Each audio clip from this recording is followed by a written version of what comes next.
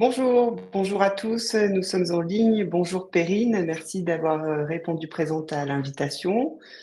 Bonjour à tous ceux qui sont avec nous, qui se connectent. Vous pouvez nous faire un coucou dans le chat pour nous dire si vous nous entendez bien et si vous voyez bien la présentation de Perrine apparaître sur l'écran.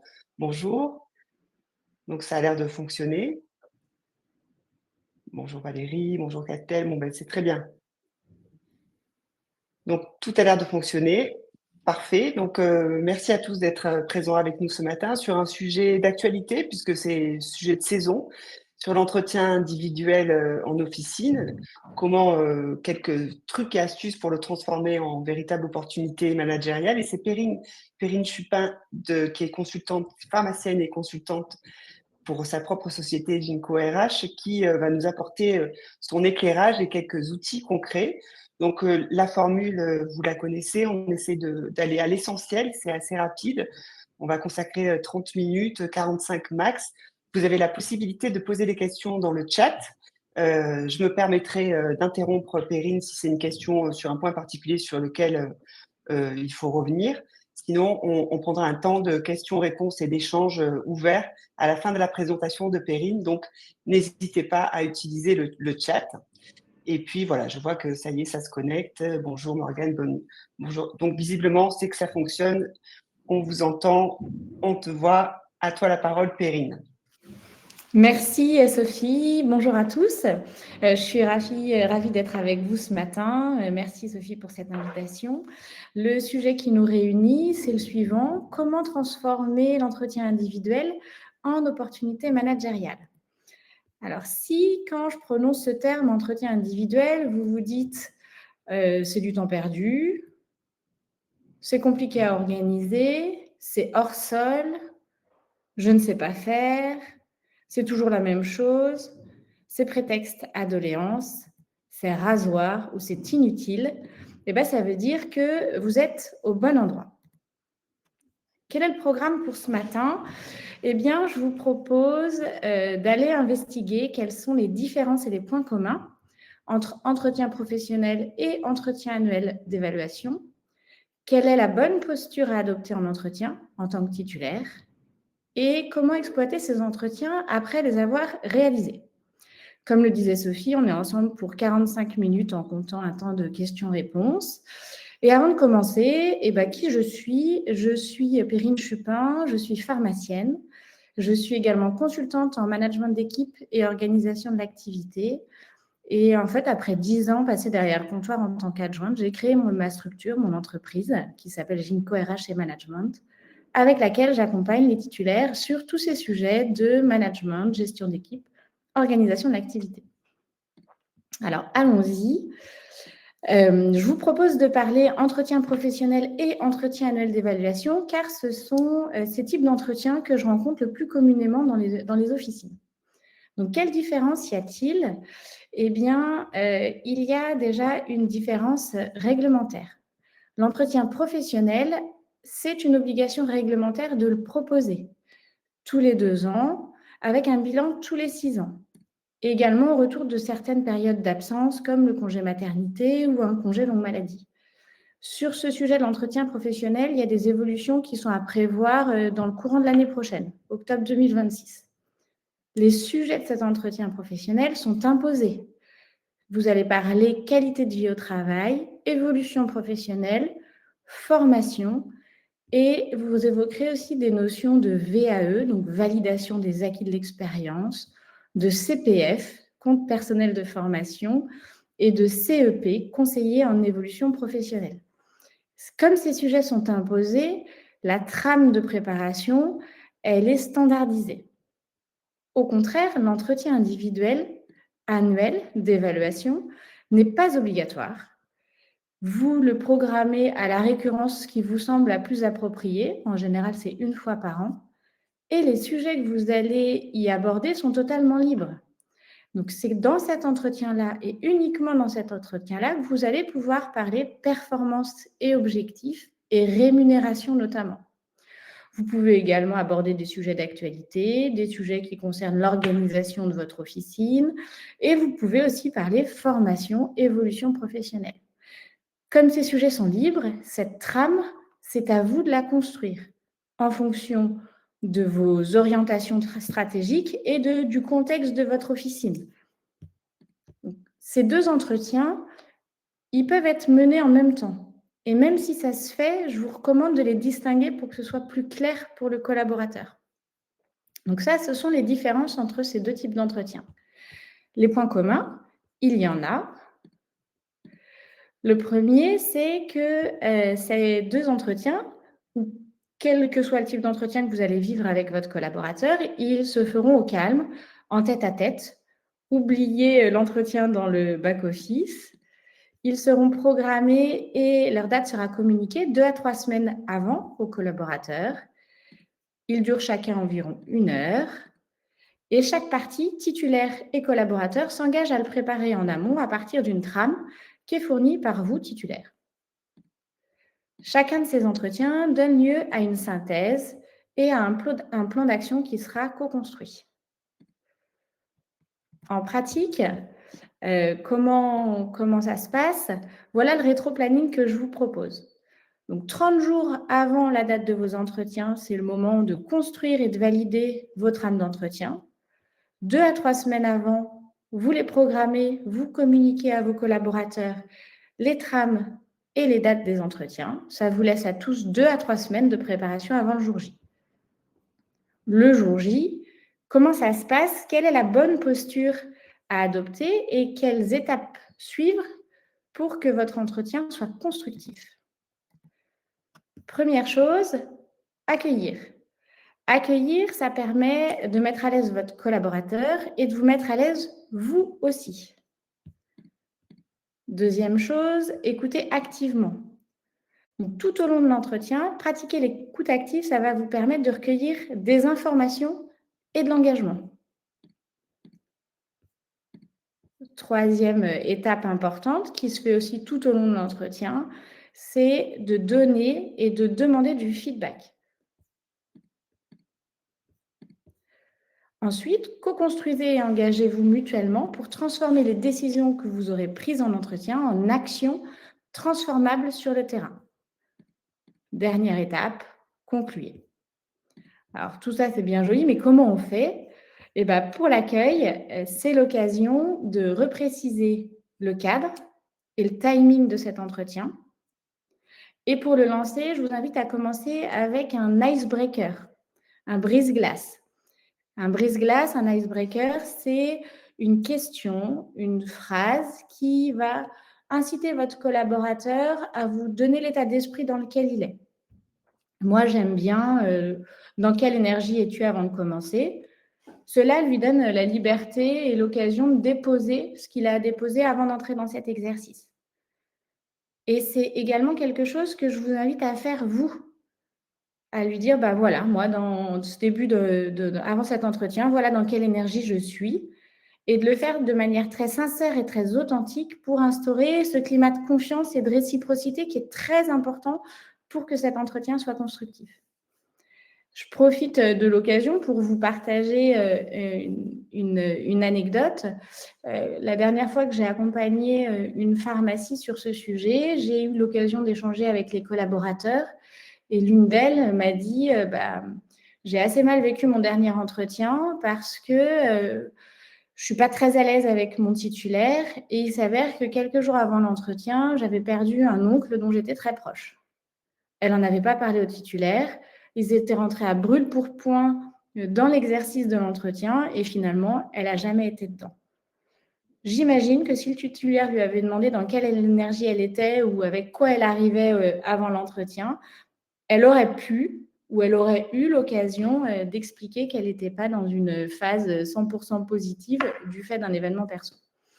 Donc cet accueil et cet icebreaker, c'est hyper important pour instaurer un climat de confiance. L'écoute active, qu'est-ce que c'est? Eh bien, c'est écouter, c'est aussi se taire pour laisser le collaborateur aller au bout de ce qu'il a à dire. C'est aussi questionner et reformuler. Alors ça, je sais que tous derrière votre écran, vous savez le faire parce que vous excellez en la matière au comptoir avec vos patients. Donc, ce que vous faites avec vos patients, faites-le aussi avec vos collaborateurs dans cet exercice de l'entretien. Questionner, c'est poser des questions ouvertes. Poser des questions ouvertes, c'est-à-dire que vous allez poser des questions où le collaborateur ne pourra pas répondre par oui ou par non. Pour être très vigilant là-dessus, c'est d'aller poser des questions qui vont commencer par qui, quoi, quand, comment. Et si vous sentez qu'il y a une question qui commence par est-ce que, genre est-ce que tu te sens bien dans l'équipe?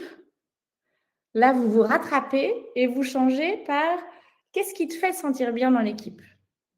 De manière à ce que le collaborateur soit obligé de réfléchir et de vous donner une question qui va être, une réponse plutôt, qui va être plus fournie et vous donner plus d'informations que juste oui, je me sens bien ou non, c'est moyen en ce moment. Votre trame de préparation, elle va donc être remplie de questions ouvertes. Quand vous allez la construire pour un entretien annuel d'évaluation, privilégiez les questions ouvertes de manière à faire en sorte que votre collaborateur se livre. Continuez de les manipuler en entretien, ces questions, pour creuser ce qui vous semble important et pour aller plus en profondeur. Vous pouvez utiliser quoi d'autre ou pourquoi, dans quelle intention. Utilisez aussi ces questions ouvertes pour projeter votre collaborateur dans l'action. Quand est-ce que tu veux faire ça? Comment tu veux faire ça? De qui tu as besoin pour y arriver? Je prends un exemple. Si un collaborateur à la question sur quoi voulez-vous être formé vous dit en entretien, je voudrais être formé en aroma. Ok, avec quoi tu veux repartir d'une telle formation? Quand est-ce que tu voudrais la réaliser? Comment tu vas l'utiliser dans la pharma?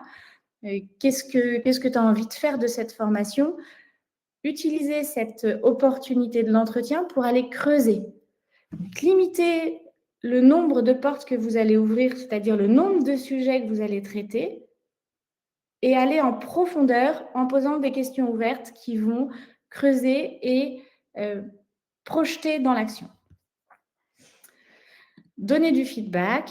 Alors, donner du feedback, j'apprécie particulièrement la technique OSBD issue de la communication non violente, c'est-à-dire commencer par l'observation d'un fait, d'une situation, de quelque chose de très contextuel, partager ce que ça vous fait ressentir et quel est votre besoin vis-à-vis de cette situation et de votre besoin, quelle demande vous faites à votre collaborateur.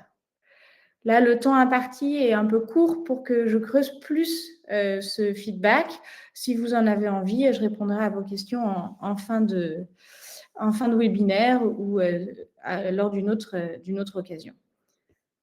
C'est également, je vous ai dit, l'occasion de demander du feedback à vos collaborateurs. Donc, je vous propose, dans votre trame d'entretien, d'oser demander à vos collaborateurs ce qui leur a plu dans votre management dans les derniers mois et ce qui leur a moins plu. Et pour les inciter à vous donner une réponse contextualisée, j'aime proposer cette question-là, qui est, dans les derniers mois, qu'est-ce que j'ai fait qui t'a donné de l'énergie? Et dans les derniers mois, qu'est-ce que j'ai fait en tant que titulaire qui t'en a consommé, qui t'en a pris? Voilà, ça, c'est le point que j'ai à vous partager sur le feedback. Sur la co-construction, eh bien, l'important à la fin de cet entretien, c'est qu'il se passe quelque chose dans votre pharmacie. C'est que ça ne reste pas juste un bon souvenir. Et pour ça, vous avez la synthèse et le plan d'action qui sont des outils incontournables. Et les co-rédiger, les co-construire avec votre collaborateur en fin d'entretien, ça va les rendre d'autant plus pertinents. J'attire votre vigilance sur le fait de les co-rédiger ou de les faire rédiger par votre collaborateur et de le faire en fin d'entretien. Si ce n'est pas fait à la fin de l'entretien, vous allez vous dire qu'il vous reste encore du boulot à faire après, ça va vous raser et vous ne le ferez pas. En conclusion, je vous propose de fixer un prochain point de suivi d'objectifs, donc une courte durée d'une quinzaine de minutes, puisque vous avez fait un plan d'action qui va être timé dans le temps. Eh bien, s'engager à avoir un rendez-vous pour évaluer ce que vous êtes dit, c'est important. remercier votre collaborateur et lui donner la parole pour le dernier mot. Donc, à partir de toutes ces infos, à votre avis, comment va se partager le temps de parole dans cet entretien entre collaborateurs et titulaires? Là, je veux bien que vous preniez quelques instants pour m'indiquer dans le chat, en pourcentage, comment se répartit le temps de parole dans un entretien individuel. Vous êtes 14, allez, si j'ai 3 réponses, ça m'ira. Sophie, est-ce que tu veux bien me dire ce qui se passe dans le chat? Parce qu'avec ma présentation, j'ai du mal Tout à à fait. faire… Non, non, ils sont bien plus que 14. Donc, on a Caroline qui nous dit à peu près 15, 15, 15, 3, enfin, un tiers, un tiers, un tiers, 80, 20, 90, 10, 90 pour le salarié, 10 pour le titulaire, 60, 40, 50, 50, 50, 50, 50, 50. Ok, alors, eh ben, écoutez, vous êtes des super bons élèves parce que le temps de parole, l'objectif visé, c'est 80% de temps de parole pour le collaborateur et 20%, et 20% pour le titulaire. Donc, à l'heure actuelle, si vous identifiez que ce rapport est inversé, ce que moi j'observe régulièrement, c'est-à-dire 20% de temps de parole pour le collaborateur et 80% pour le titulaire. Donc, si ce temps de parole est inversé chez vous aussi, l'objectif de partager le temps de parole à 50-50, c'est un super objectif pour vos prochains entretiens. Donc, bravo à celui ou celle qui a dit 90% pour le collaborateur et 10% pour le titulaire. J'en espérais pas autant. Mais oui, l'entretien individuel, c'est le moment où la star, c'est le collaborateur. Et donc, après, une fois que la porte se ferme derrière votre collaborateur, comment vous allez faire pour que cet entretien ne reste pas qu'un bon souvenir et qu'il ait un impact sur le terrain? Eh bien, la première étape pour faire vivre vos entretiens sur le terrain, c'est de les projeter dans l'action. Et pour ça, les outils que je préfère, je vous l'ai déjà dit, c'est la synthèse d'entretien et le plan d'action. Alors, cette synthèse d'entretien et ce plan d'action, j'aime les questions ouvertes, vous l'avez vu. Donc, je vous propose de le rédiger à nouveau sous cette forme de questions ouvertes.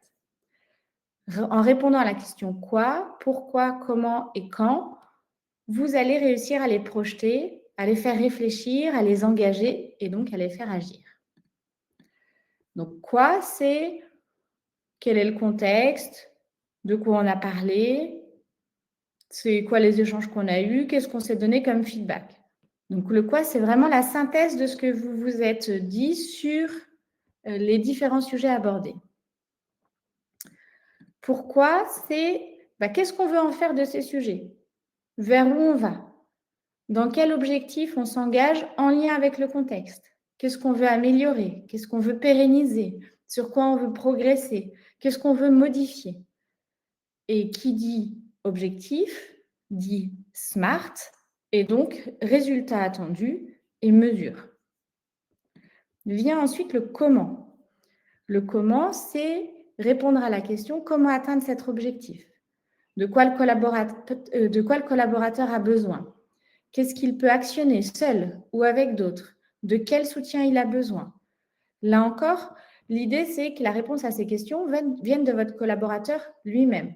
Plus il va réfléchir, mieux il va se projeter, plus il va s'engager. Là, sur le comment, il y a un point de vigilance en fonction du niveau d'autonomie de votre collaborateur. Si votre collaborateur est très autonome, passez pas beaucoup de temps sur le comment. Il va mettre en place selon ses idées, ses envies et son expertise. Utilisez donc ce moment du comment plutôt pour aller voir quelles sont ses ressources et quelles pourraient être ses difficultés. Si en revanche vous avez un collaborateur qui n'est pas du tout autonome, passez du temps avec lui là-dessus de manière à baliser les différentes étapes et à lui donner confiance. Dernière étape, alors c'est la dernière et c'est pourtant la plus importante, c'est quand. Quand est-ce qu'on va faire le point? Quand est-ce qu'on va évaluer l'avancée de l'objectif? Quand est-ce qu'on va évaluer l'atteinte de l'objectif? Quand est-ce qu'éventuellement on va reflécher l'objectif. Vous le savez aussi bien que moi, le contexte aujourd'hui dans la pharmacie est très changeant, très mouvant. Donc, un objectif que vous allez fixer à un instant T, peut-être que 15 jours, 3 semaines, 1 mois, 2 mois après, il sera plus en phase avec la réalité de votre entreprise, avec la stratégie à court terme de votre entreprise. Donc, ces points d'étape, ils sont aussi là pour dire, bon, bah voilà, ce qu'on s'est dit il y a 1 mois, c'est toujours vrai, mais plus tout à fait dans les mêmes conditions parce que le contexte a changé. Donc, comment on fait pour l'adopter, pour l'adapter, cet objectif? Une fois encore, titulaire et collaborateur, vous êtes co-responsables pour vivre et pour faire vivre ces entretiens. Votre collaborateur, il est responsable de quoi? Eh bien, il est responsable de mettre en œuvre les actions qui ont été décidées. Et il est responsable de solliciter les moyens et les soutiens nécessaires pour atteindre ces objectifs. Vous, titulaire, vous êtes responsable, vous devez garantir de mettre à disposition de votre collaborateur ses moyens et ses soutiens, et aussi de programmer ses points de suivi. Concernant ces points de suivi, vous êtes tous les deux attendus à vous investir. Donc, pour vivre et faire vivre ces points de suivi, la responsabilité est 100% partagée. C'est vraiment le point qui me semble crucial aujourd'hui pour faire vivre ces entretiens sur le terrain, c'est d'oser programmer dans vos plannings de titulaires des moments pour faire un point en tête-à-tête d'une quinzaine de minutes sur l'évolution de ce que vous vous êtes dit et de l'avancée des projets que vous avez mis en place avec votre collaborateur pendant ces entretiens. Trop souvent, j'entends des titulaires qui me disent « Ah bah, nous, on regarde l'avancée de ce qui a été dit en entretien l'année d'après, lors de l'entretien N+1. » Alors là, c'est sûr que si ça a été fait, bah, c'est un peu tard pour aller le féliciter. Si ça n'a pas été fait, vous perdez en crédibilité et en légitimité pour dire « Ah bah tiens, ça n'a pas été fait. Oui, au bout d'1 an, il était peut-être temps de s'en rendre compte. » Donc, ces points de suivi, c'est la chose cruciale, le point crucial pour réussir à transformer vos entretiens sur le terrain. Donc, transformer l'entretien individuel, quel qu'il soit, en opportunité managériale, ça repose sur 3 points. La réciprocité, votre posture et la nécessité d'aller ancrer vos échanges vers le futur et vers l'action. Voilà ce que j'ai à cœur de vous partager aujourd'hui. Et donc, je vous propose de m'indiquer quelles sont les remarques et questions qui émergent à l'issue de cette présentation. Qu'est-ce que vous retenez de cette présentation? Qu'est-ce que vous avez envie d'adopter et dans quel délai? Merci Perrine. On a une première question de Caroline qui me demande quelle place pour ce suivi d'entretien, celui de 15 minutes, multiplié par le nombre de collaborateurs versus une réunion collective. Ah, super bonne question. Merci Caroline. La réunion collective, c'est pour aborder des sujets collectifs. L'entretien individuel, c'est pour aborder des sujets individuels. Ce qui veut dire que si en entretien, il y a un sujet qui ressort auprès de tous vos collaborateurs, oui, pour la réunion collective. En revanche, si le sujet qui est abordé en entretien individuel ne concerne que votre collaborateur, qu'un objectif pour lui, par exemple se former à l'aroma, solliciter tous les autres pour ça, ce ne sera pas pertinent. Ça me fait penser à une proposition intéressante que je formule de temps en temps, c'est d'organiser après les entretiens une réunion d'équipe où chacun va prendre 5 minutes pour débriefer rapidement aux autres de son entretien et dire voilà, ce qu'on s'est dit, ça nous appartient avec le titulaire ou la titulaire. Mais moi, le sujet sur lequel je travaille et je vais travailler dans les prochaines semaines, dans les prochains mois, c'est celui-ci. Mon objectif principal, ma priorité, c'est celle-ci. Et pour ça, je vais avoir besoin de temps, je vais avoir besoin de soutien, je vais avoir besoin et d'être dans cette construction collective sur un sujet qui concerne l'individu. Et en général, ça fonctionne très bien et ça vous permet, à vous, titulaires, aussi après coup, de vous dire, tiens, sur les 4 ou 5 objectifs qu'on a fixés en entretien individuel, ce collaborateur choisit de présenter celui-ci à l'équipe. C'est intéressant, c'est parlant, qu'est-ce que ça évoque et de vous donner du coup des pistes. Justement, avant d'avoir je vois qu'il y a qui sont en train de taper, sur ces questions d'objectifs, Perrine, Oui, est-ce que l'entretien individuel, annuel, est oui, l'occasion de fixer il y a à la fois des objectifs qualitatifs sur, oui, le développement, de la personne, la formation et des oui. objectifs quantitatifs? Quel type d'objectifs quantitatifs on peut donner aux équipes, d'une officine? Est-ce qu'il y a des objectifs quantitatifs globaux sur, le chiffre d'affaires, global de ou, individuels sur, bah, tu veux te former à l'aromathérapie, mais ça veut dire qu'en contrepartie, tu dois développer, le CA de la gamme aroma. Est-ce que c'est possible?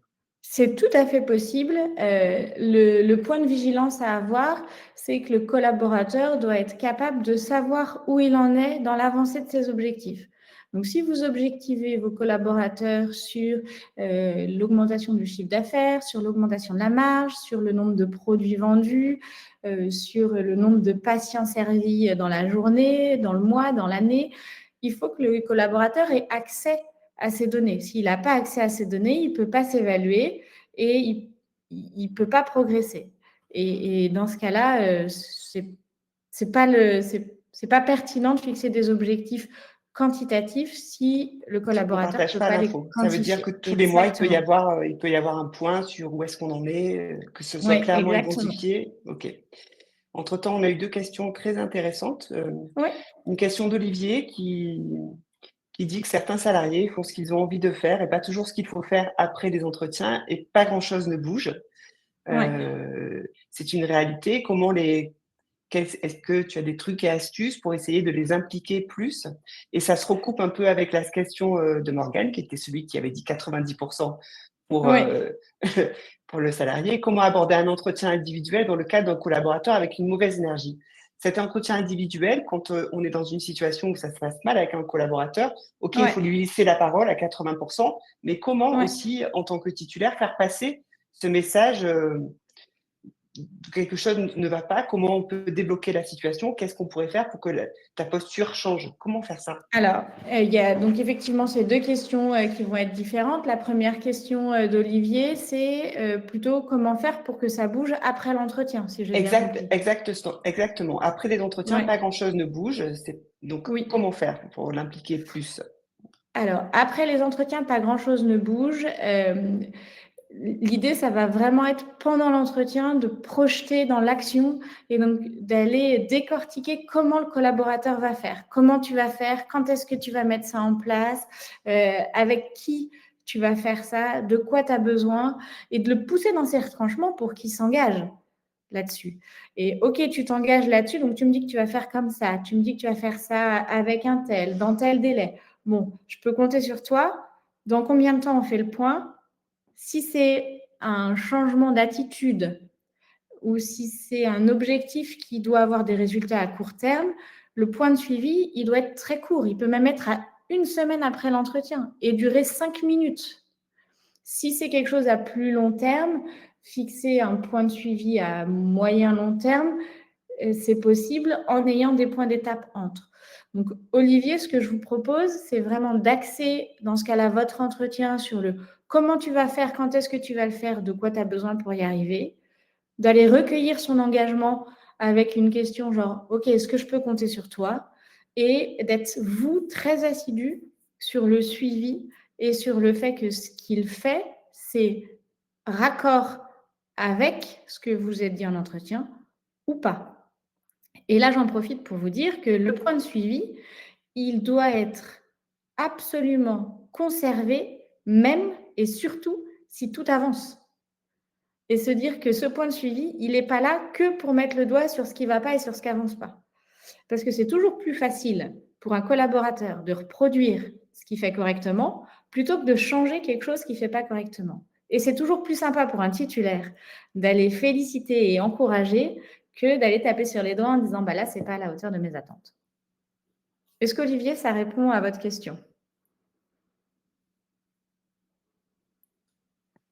il est en train de répondre, mais en attendant, on peut répondre à Morgane À sur cette… Morgane. Oui, Olivier, oui, ça a répondu à la question, Perrine. Et Morgane, c'est voilà, comment aborder un entretien individuel lorsque le collaborateur est dans une mauvaise énergie, qui Alors, est joliment formulé. quand vous dites mauvaise énergie, est-ce que c'est parce qu'il a répondu à la question dans quelle énergie êtes-vous et aujourd'hui il n'est pas dans une bonne énergie, ou est-ce que c'est un collaborateur qui n'est pas dans une bonne énergie depuis longtemps et que c'est quelque chose qui est un peu intrinsèque? Les deux, Les deux. les deux. Alors, C'est une si énergie c'est qui peut un être un collab... peu installée. Ouais. Alors, si c'est une énergie qui est installée, eh ben, c'est l'occasion de lui dire et de lui faire un feedback en disant, bah voilà, moi depuis quelques temps, j'observe que tu es dans une énergie, tu es moins impliqué, il y a moins d'engagement, je suis obligée de répéter les choses plusieurs fois pour que ce soit fait, c'est quelque chose qui ne te ressemble pas. Et du coup, moi, ça me met en difficulté pour telle et telle raison. Voilà ce dont j'ai besoin pour que ça aille mieux et voilà ce que j'attends de toi. Donc là, c'est le feedback OSBD. O, ce que j'observe. S, ce que je ressens. B, ce dont j'ai besoin, et A, ce que j'attends de toi. Mm. Et ça Morgane permet d'aller précise que creuser. c'est ça, qu'il y a un cadre perso qui est compliqué de façon Ouais. ponctuelle et il y a un phénomène de lassitude aussi qui est installé. Donc, c'est un peu les deux. Ouais, un peu les deux. Quand il y a le perso qui revient sur le pro, c'est des situations qui sont éminemment difficiles à gérer. Euh, vous, C'est difficile pour moi de répondre à cette question sans connaître spécifiquement le contexte. J'ai envie de vous dire que ça va être une question d'équilibre et vous pouvez tout à fait garder votre casquette de dirigeant d'entreprise en formulant quelles sont vos attentes pour l'entreprise et de quoi vous avez besoin, dans quelle mesure cette collaboratrice ou ce collaborateur, il est important et il est précieux pour vous pour tel et tel sujet, et de faire le parallèle avec la situation dans laquelle il se présente aujourd'hui au travail qui ne correspond pas à vos attentes.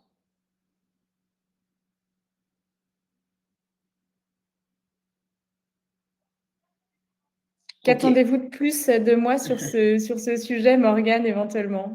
Non, mais d'accord. Je pense qu'après, en effet, c'est une conversation plus individuelle en fonction des cas particuliers.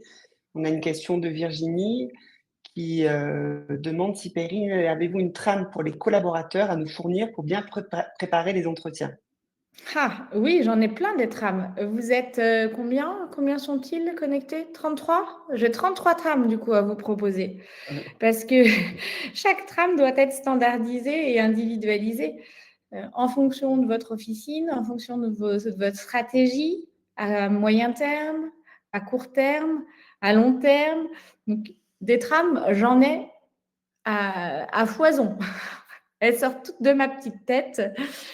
Grosso modo, il y a plusieurs sujets à évoquer. Il y a l'ambiance d'équipe, il y a la qualité de vie au travail, le matériel.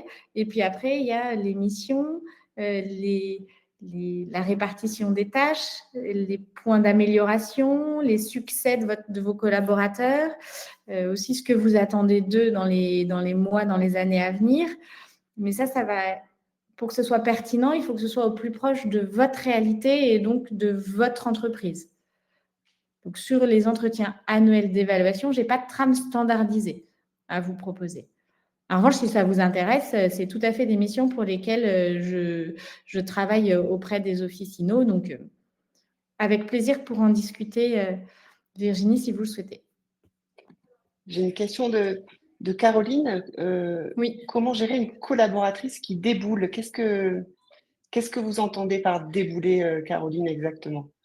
Donc, Virginie et Morgane, je te donnerai les questions, seront ravis d'échanger avec toi, Perrine, sur Ouais, les sujets, soit de l'entretien avec avec plaisir. quelqu'un qui a une mauvaise énergie, soit sur la trame à définir pour la pharmacie de Virginie. Caroline, elle dit entretien annuel, ok, mais n'est-ce pas la porte ouverte à des entretiens à répétition qui n'en finissent pas, selon la personnalité autocentrée du collaborateur? comment ne pas se faire dévorer par l'interlocuteur, par le collaborateur. Alors là, si je comprends, c'est le collaborateur qui parle beaucoup et Ouais. qui peut-être sort des sujets. Entretien annuel, ok, mais n'est-ce pas la porte ouverte à des entretiens à répétition qui n'en finissent pas selon personnalité Alors, autocentrée? ouais, donc l'entretien annuel, effectivement, il doit durer 1 heure. Donc vous êtes garant de ce timing-là. Donc, quand il y a un sujet qui sort du contexte de l'entretien, recadrer en expliquant que l'entretien, c'est les sujets qui ont été programmés, prévus. Après, les points de suivi, ils doivent aussi être très succincts et uniquement centrés sur les points que vous avez fixés en entretien et également peut-être des nouveaux objectifs. Le collaborateur ou la collaboratrice qui vient vous déballer des sujets peut-être sur d'autres collaborateurs ou sur sa vie perso ou sur ses difficultés perso, là, libre à vous de lui dire très fermement et très gentiment, écoute, ce sujet-là, ce n'est pas le sujet qui nous concerne aujourd'hui. Je crois que ce n'est pas un sujet qui concerne non plus la pharmacie, donc je te propose de le mettre de côté. Passons à autre chose. Si c'est quelqu'un qui vient se plaindre des autres collaborateurs, là, en cas de récurrence, moi, je vous propose de la mettre face à ses responsabilités en disant qu'est-ce que tu attends de moi sur ce sujet-là, des conflits ou des mésententes avec les autres, qu'est-ce que tu attends de moi en tant que titulaire? Cette question-là, qu'est-ce que tu attends de moi? Si un jour vous travaillez avec moi, vous verrez que je vous la pose souvent. Parce que j'ai du mal à être dans la tête des gens et vous aussi, vous avez du mal à être dans la tête des collaborateurs. Donc, faites-les s'engager un peu. Demandez-leur de vous donner de la matière pour avancer avec eux. Très bien, Perrine. Ah, dernier point de Tépiden qui nous dit, alors, voilà, on a plusieurs points qui remontent. Olivier qui nous dit qu'aujourd'hui, la difficulté pour les titulaires est qu'ils ont des difficultés à recruter et donc Oui, ils ont peur de perdre les salariés qui sont ouais, dans leur officine. Et donc, souvent, Olivier a le sentiment que c'est eux qui mènent le bateau. ouais. Je pense que c'est quelque chose qui est partagé.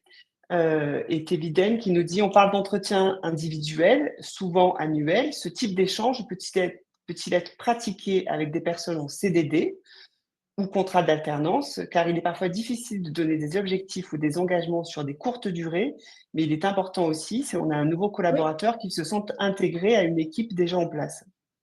Ah mais tout à fait et ça, alors pour le nouveau collaborateur ou le collaborateur qui arrive, moi je vous invite fortement à lui proposer, une intégration, un process d'intégration avec un rapport d'étonnement. Ce rapport d'étonnement qui donne lieu à un entretien, mais qui ne sera pas forcément du coup un entretien d'évaluation, qui sera plutôt un entretien de débriefing du rapport d'étonnement. Tout à fait. Pour C'est le une bonne sujet idée. de pour le sujet de la difficulté à recruter, c'est un vrai sujet. Il n'empêche que vous ne pouvez pas tout accepter de vos collaborateurs sous prétexte qu'ils sont en force sur le marché du travail. Et pour vous prémunir de ça, ce que je vous invite à faire, c'est à poser un cadre très clair. Qu'est-ce que vous attendez de vos collaborateurs? Les collaborateurs dépassent souvent le cadre, parce que le cadre, il n'y a que vous qui le connaissez et qu'il n'a pas été partagé. Et c'est là où il y a des frictions et des tensions et des collaborateurs qui s'en vont, parce qu'il y a une incompréhension entre ce qui leur est reproché et le cadre qu'ils ne connaissent pas. Imaginons que pour vous, la ponctualité, ce soit un truc hyper important. Il y en a beaucoup derrière leur écran qui vont se dire c'est pas important, c'est normal. Oui, c'est normal pour vous, mais c'est pas normal pour tout le monde. Donc, si pour vous, la ponctualité, c'est hyper important, quand vous recrutez quelqu'un, dites-lui voilà, moi, sur les choses méga importantes, c'est la ponctualité. Et le collaborateur, s'il arrive en retard et que vous lui dites écoute, là, ça fait 3 matins de suite que tu arrives à 9h05 pour une embauche à 9h, je ne suis pas à l'aise avec ça. Je t'en ai déjà parlé, c'est quelque chose qui est important pour moi. Je te demande d'être très vigilant à ça. Et le collaborateur, il va se dire effectivement, il me l'avait dit. Bon, c'est pas facile pour moi, mais il me l'avait dit. Je suis prévenue. Oui, Donc, posez le d'ailleurs, cadre. Je vous invite à regarder le replay du webinaire qui est disponible sur notre chaîne YouTube, sur le règlement intérieur pour vos officines, qui est aussi un très bon moyen de poser des cadres. Le dirigeant, sa posture de dirigeant, c'est d'abord poser un cadre. Et à l'intérieur du cadre, il y a 30% qui est dirigé et 70% qui est coaché. Et c'est dans ces 70% coachés que l'entretien individuel s'intègre. Les 30% dirigés, c'est quand il y a de l'urgence, donc soit de l'urgence liée au contexte, soit quand il y a de l'urgence qui est liée à un comportement qui est clairement défaillant et qui est clairement pas acceptable. Et ça ne doit pas attendre l'entretien individuel. C'est du recadrage dans les 24 heures qui suivent le comportement inadapté. Donc, s'il n'y a pas le cadre, à l'intérieur, ça ne fonctionne pas. Et oui, un véritable enjeu, c'est les enjeux de management d'équipe. C'est vraiment une problématique pour beaucoup de titulaires avec lesquels on peut échanger. Donc, on arrive au bout. En tout cas, merci beaucoup, Perrine. Je vous invite à scanner, si vous avez un téléphone. Soit il y a le numéro de téléphone de Perrine qui est indiqué en bas là, du slide, soit en scannant, ça vous permet de vous inscrire à la newsletter qui est adressée une fois tous les 2 mois.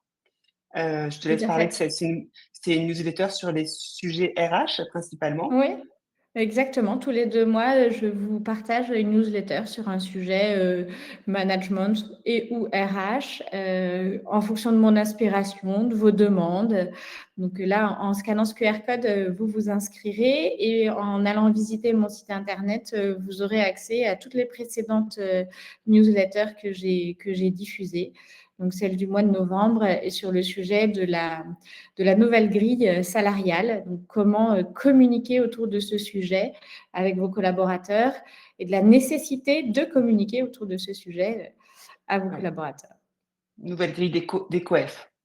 Oui, nouvelle grille des COEF, exactement.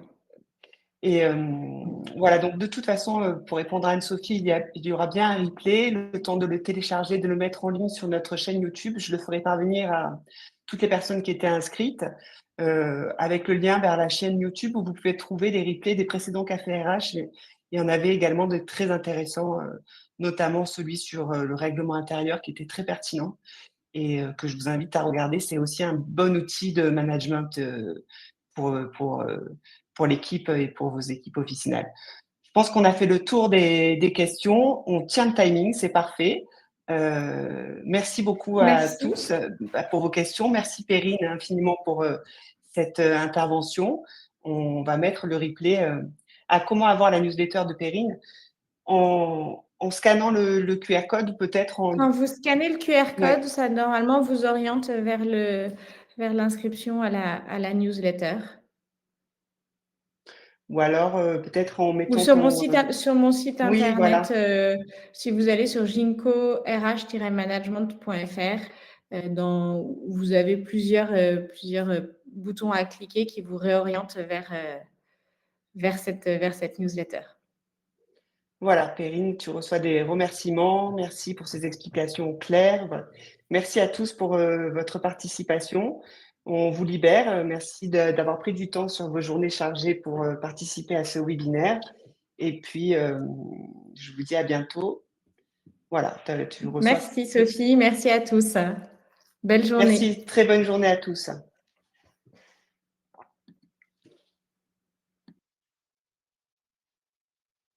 Merci Morgane.